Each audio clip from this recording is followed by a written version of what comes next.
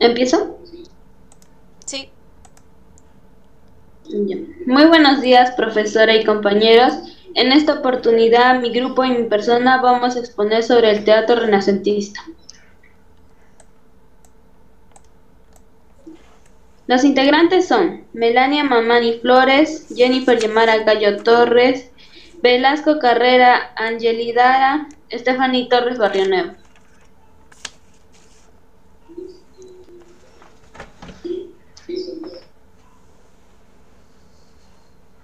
El contenido. Primero empezaremos con ¿qué es el teatro renacentista? Luego, el origen del teatro renacentista. Tercero, las características. Y cuarto, los autores y obras. ¿Qué es el teatro renacentista? El teatro renacentista hace referencia al drama europeo desde aproximadamente el, el siglo XV hasta el principio del siglo XVII. Fue la época también que el hombre se encuentra a sí mismo y deja de interpretar la vida humana como para que se prepare para la otra vida, renuncia al cielo para volverse hacia la tierra y encontrar su propio paraíso. En la Italia renacentista, desde fines del siglo XV, los dramas y comedias italianos fueron realizados por los mayores poetas y escritores de la época. La eclosión, que quiere decir aparición, del Renacimiento en Italia tuvo consecuencias decisivas sobre la evolución del teatro. En ese tiempo surge una producción dramática de carácter culto que inspira en los modelos clásicos y destinada a las clases aristocráticas, que se generalizó en el transcurso del siglo XVI. La construcción de salas cubiertas y dotadas de mayores comodidades.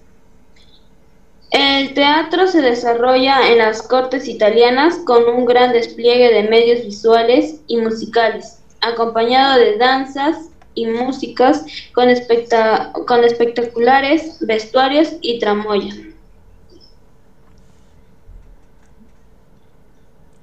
Origen del teatro renacentista.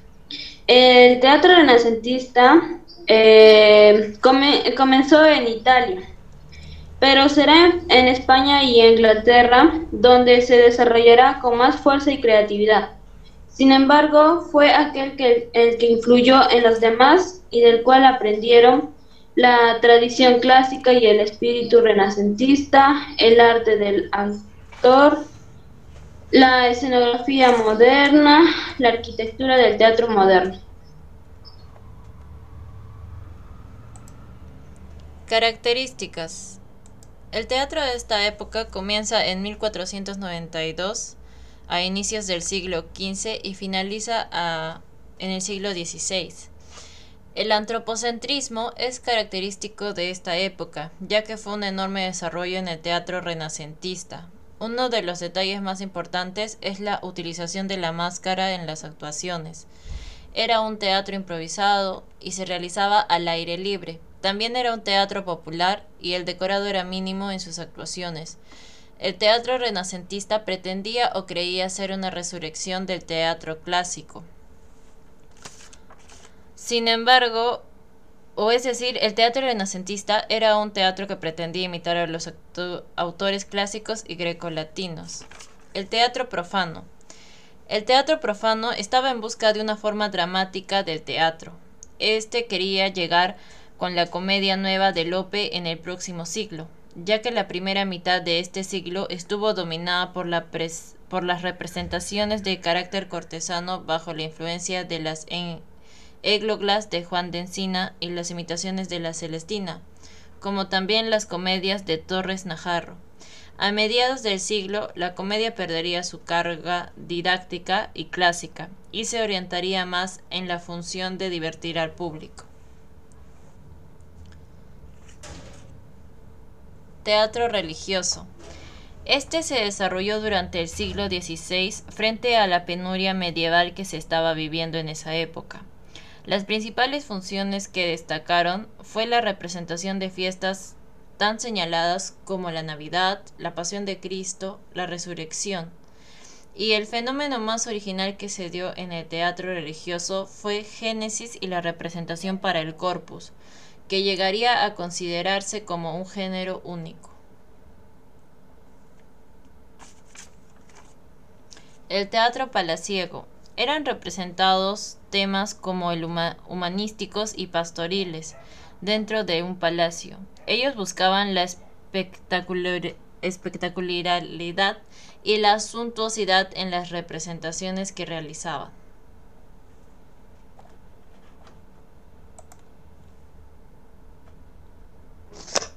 Primera etapa. Un primer momento en el que la actitud teatral no es del todo popular porque se desarrolla en medios aristocráticos. Uno de ellos, Torres Najarro. Su obra fue poética, teatral y una suma total de 43 piezas. Ella fue reunida con un único volumen, llamada Propaganda. Su ciencia protestamente se encuentra en muchas de sus comedias, motivo que fue en sus obras. Lista del libro prohibido por Fernando de Valdés, político y eclesiástico español. Sus obras fueron presentados en el siglo XVI.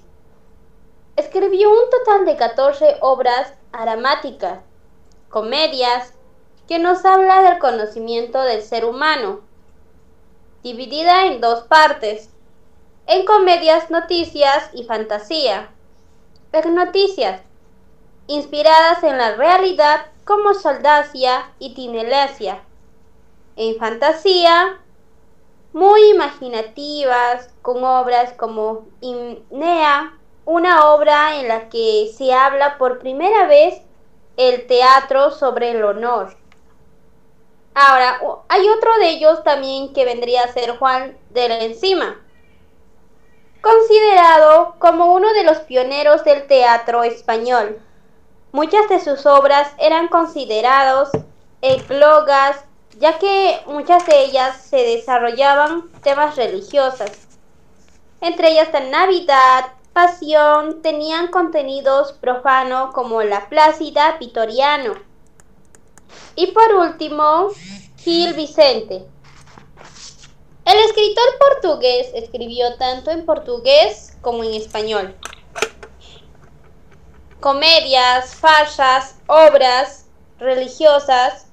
La más importante era tragicomedia. Estos estaban inspiradas en el libro de Caballería Español. Esta tragicomedia destaca la tragicomedia de Amadís de Gaula y la tragicomedia de Don Eduardo.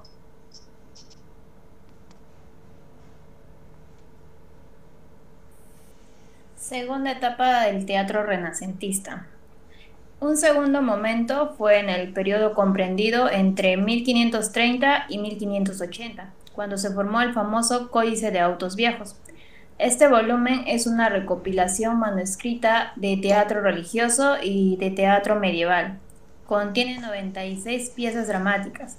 Las más conocidas es el Auto de las Cortes de la muerte de Micael de Carvajal, en el que trata el tema de la danza de la muerte. Tenemos a Juan de la Cueva. Este autor sevillano es el introductor del romancero. Sus aportaciones son más bien escasas, aunque contribuyen a preparar el futuro teatro de Lope de Vega, creador de la comedia nueva en el año 1580. Sus novelas, como la Comedia del Infamador, se toma como antecedente de Tirso de Molina. Entramos a lo que es la tercera etapa. En este tercer momento estaría situado a mediados del siglo XVI, cuando llegan a España las compañías de actores italianos. En aquel momento se representaban obras pertenecientes a la comedia del arte. De esta forma surge un teatro para el pueblo. Tenemos a Lope de Rueda, quien fundará la primera compañía de teatro española. Esta compañía era contratada por distintos municipios para celebrar la fiesta del Corpus. Eran compañías itinerantes, o sea que van de pueblo en pueblo, y fue uno de los autores elogiados por Miguel de Cervantes, creador de Los Pasos, una breve composición cómica y satírico-burlesca de trama sencillo con intervención de personajes grotescos del pueblo llano. Cornudo y Contento es una de sus grandes obras que se basa en un cuento de Giovanni Boccaccio. Hasta aquí un repaso del teatro renacentista español, una época de gran proliferación artística en el que convivieron distintos tipos de teatro de carácter humorístico y religioso, con grandes autores de renombre. Eso es toda la exposición, hasta una nueva oportunidad.